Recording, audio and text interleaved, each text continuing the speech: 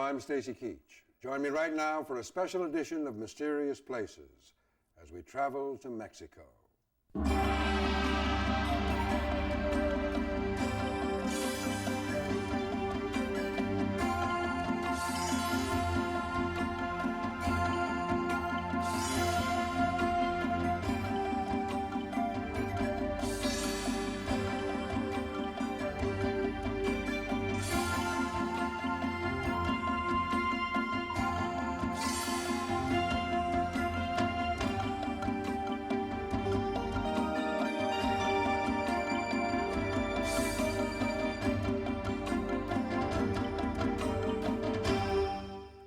Welcome to a special edition of Mysterious Places.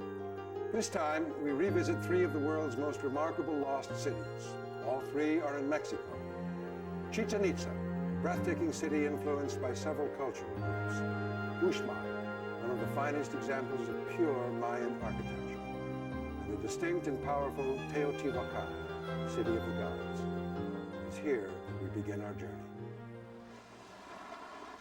The world's largest city, Mexico City, a modern metropolis boasting over 20 million inhabitants.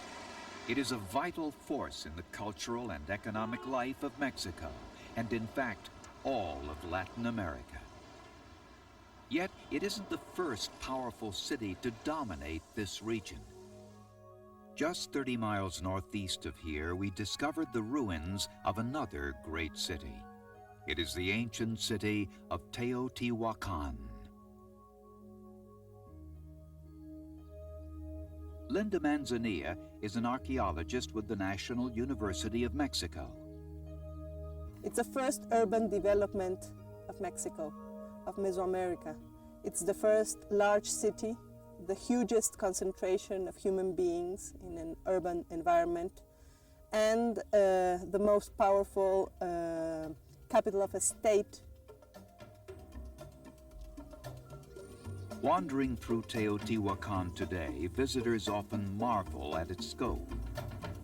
While Teotihuacan spans over 9 square miles, it is the core of the city, with its palaces and temples, sculptures and monuments, which generates the most curiosity. Among the most impressive structures is the Pyramid of the Sun. Some believe it may have taken up to 10,000 men over 10 years to build. Towering 230 feet high, it looks out over the city, providing a panoramic view for those daring to make the climb. Nearby, we discover the Pyramid of the Moon. Researchers believe this pyramid was once topped by an enormous statue weighing more than 20 tons. Running through the center of the city is a 2.5-mile-long road flanked by small platforms. Early explorers thought the platforms were actually tombs, so they named this the Avenue of the Dead. The unique story of Teotihuacan, why it was built, how it rose to power, and what led to its abandonment, begins over 2,000 years ago with a society of people, their origins unknown. Around 100 BC, a volcano devastated the area south of Teotihuacan. Did the survivors of this natural disaster migrate north to more fertile ground, to the valley of Teotihuacan? No one knows for sure, but we do know this. Around the same year, a diligent and industrious people began to build here. They continued to build for the next 700 years. As we look out upon their city, we can't help but wonder, how was such a massive construction project organized, and why?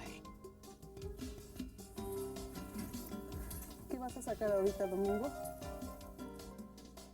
It needs, for me, a huge stately power to organize this human force to build. But it also needs maybe ideology. Was this ideology religious in nature?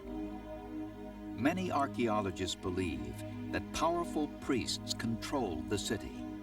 They could have both organized and inspired citizens to accomplish such tremendous archaeological feats. Indeed, throughout the city we find images of powerful deities, particularly at the Temple of the Feathered Serpent, a god the Aztecs called Quetzalcoatl. Over the past century, researchers have uncovered human remains here. They may have been sacrificial victims. Linda Manzanilla's own work focuses on ceremony and ritual. In 1987, we started a project to study a system of tunnels going underneath the northern part of the city. Manzanilla hypothesized that the powerful priests of Teotihuacan used these tunnels to perform rites dedicated to the rain god, Tlaloc, but she needed proof, and so her investigation began. At first, the team uncovered various artifacts. Then finally, a piece of evidence which proved a link between the tunnels and the rain god. Okay. Está muy perturbado esto, muy deleznable. This is the third cave we have excavated in the eastern sector of the Pyramid of the Sun, just behind the Pyramid of the Sun. We have found 7 babies buried underneath the hole in the ceiling of the cave as part of a rain god cult. We may even imagine rain pouring down from the hole inside the cave as a place where rain was propitiated. For Manzanilla, the discovery is both intriguing and relevant to her study. For instance, we know that newborn babies were sacrificed to Tlaloc. Their tears were considered offerings to the rain god. Remarkably, a second discovery awaited Manzanilla and her team. We also found 3 seated burials towards this pillar, and they were very well preserved, except this last one. You may see the spine of the last adult buried here. They were sitting, looking towards the south, and we believe they were guardians of something that may be buried underneath this pillar. Could it be, as Manzanilla suspects, they were guarding the body of a high priest? Up until now, archaeologists have uncovered very few remains of important or powerful citizens. This finding may eventually shed more light on the underworld and on the organization of power as well. Stay with us as we continue our investigation of Mexico's mysterious places. Here's a mysterious places travel tip. Many Mexico City hotels offer day trips to Teotihuacan. For the independent traveler, the site can be accessed in about an hour by bus or even cab. English-speaking tour guides are available on site. We're back in the jungles of Mexico with the secrets of the Maya.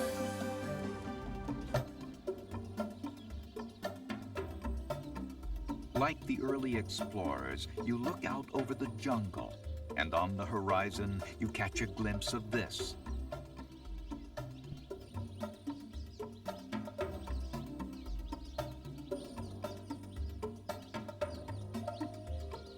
The Pyramid of the Magician at Uxmal, one of many remarkable stone structures scattered throughout the Yucatan. These are the cities of the Maya. They have names like Labna, Tulum, Chichen Itza, Kabah, and Uxmal.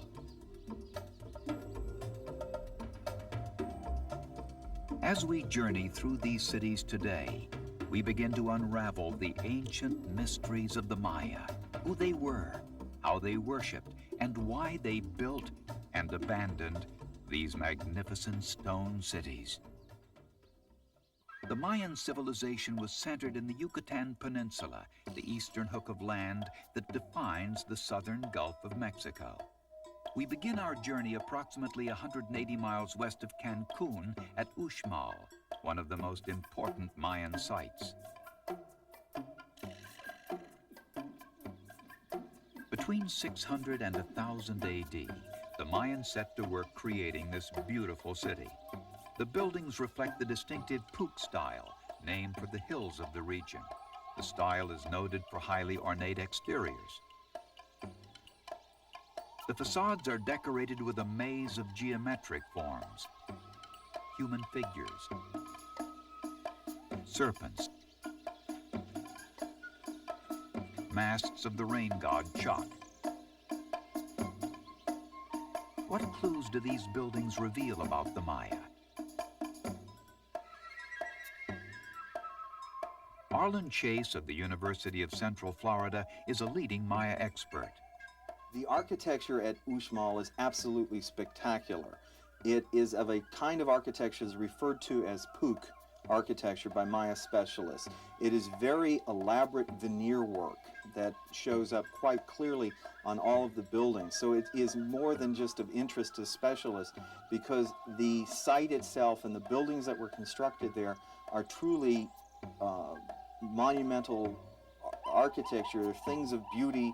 They exude a past culture that is now lost, and a kind of architecture that no one else builds to this day. Over the centuries, the Maya erected imposing pyramids, temples, and roads that cut through the heart of the Yucatan jungle. With an empire of more than 100 city-states, Mayan culture flourished for a millennium. But what was life like here? Arlen Chase looks at Uxmal and draws parallels to the way a modern city is laid out. The architecture that we see at Uxmal is similar to the architecture that one would find in a downtown city. These are public buildings. They are meant to provide venues for administration and specific rituals and ceremonies. They probably serve as courts of law. These are clearly very important buildings. Myth also plays a part in the history of Uxmal, especially with the most enigmatic building in the city, the Temple of the Magician. It is the only such oval-shaped pyramid found in the Mayan world. Local legend tells of a mythic builder of the pyramid, a legend Mayan guide Antonio Mai often recounts to new generations of visitors. I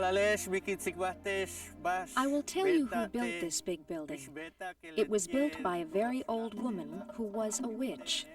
And one night, when she was alone, she found a turtle egg.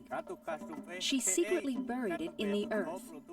Finally, a few days later, a boy hatched from the egg. It was a dwarf.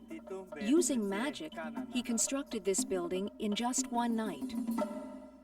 While this legend is intriguing and colorful, so is the truth. We now know it took over 300 years to complete the Pyramid of the Magician. This magnificent building also illustrates the Mayan practice of erecting new structures on top of old ones. In this case, there are 5 superimposed structures.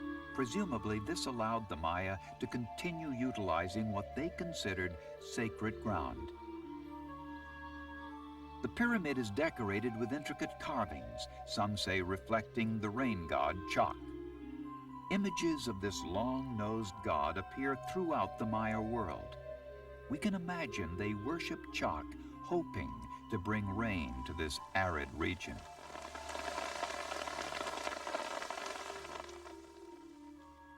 Adjacent to the Magician's Pyramid, we discover other buildings which may have been linked to religion. This is the quadrangle of the nunnery. A complex of 4 one-story Puuc palaces, the massive stonework is offset by delicate carvings. What was the function of this complex? One theory claims it was a residence for young women awaiting sacrifice to the rain god. Others suggest that it served as a sort of city hall. Most agree the inner court was the setting for elaborate ceremonies. Perhaps the most compelling link to Uxmal's religious life unfolds just adjacent to the nunnery. This is the ball court. Here the Maya played a game called Pakatok. The object was to knock a rubber ball through a stone ring jutting from a wall. Ball game in Maya society was a place where you could symbolically play out warfare involving life and death. Some say it wasn't so symbolic. They say the losers were often sacrificed to the gods. The Maya were not a peaceful people. In our search to find a society that we could emulate in the 20s and the 30s, we put the Maya on a pedestal and we extolled them as being these thinkers and philosophers who didn't carry out war. We ignored evidence that was extant even then that the Maya were a very warlike people. We now know from the archaeological record, from the Mayas writing themselves, and from Maya art, that the Maya were extremely brutal and that they carried out warfare extensively. Certainly evidence of violence exists in Mayan culture, but we also see signs that the Maya were a sophisticated people and that they possessed many secrets we are only beginning to decipher.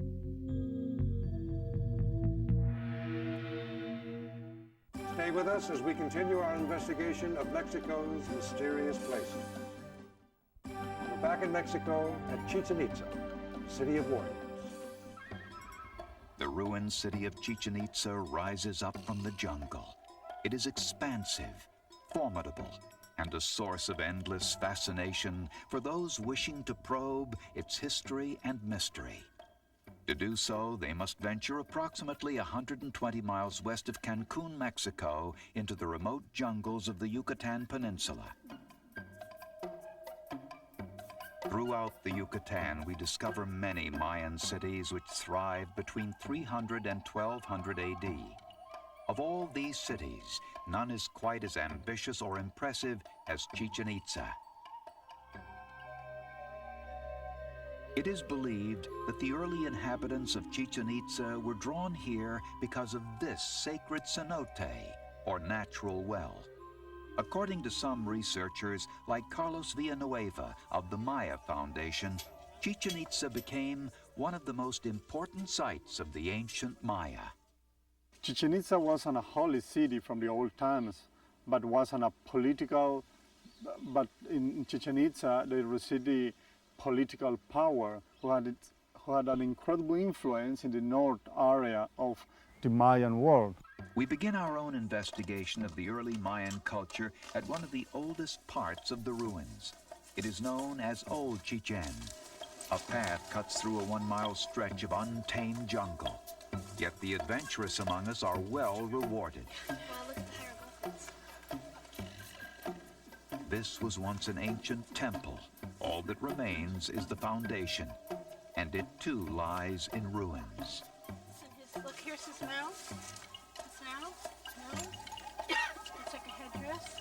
Researchers have deciphered one of the hieroglyphics here. They date it at 897 AD. It is the only date recorded at Chichen Itza. Is this when Chichen Itza was built? Researchers believe the city dates back several hundred years earlier, so the significance of 897 AD remains a mystery. Old Chichen offers many other examples of early Mayan architecture, but to uncover one of the most important and mysterious structures at Chichen Itza, we move just northwest to the central group. This is El Caracol, which in Spanish means the snail. It is so called because of its circular shape. It is the only such round structure in Mexico's Maya region. Could this have been an ancient astronomical observatory? Carlos Villanueva believes so. We call it a snail because the structure inside, it's like a labyrinth.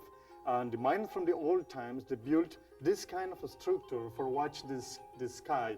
At night, the Mayan astronomers, for every door and every window of this structure, they saw different parts of the sky. And for that reason, the Mayans, they studied perfectly the star movements, the moon, the sun, etc., etc. So every door has a special orientation.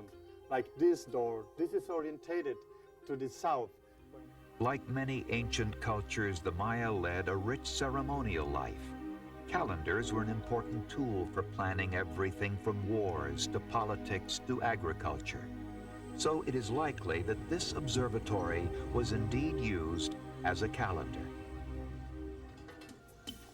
Major excavations continue throughout various sections of Chichen Itza. For archaeologist Peter Schmidt, the main concern is reworking sites which were left unfinished by early explorers.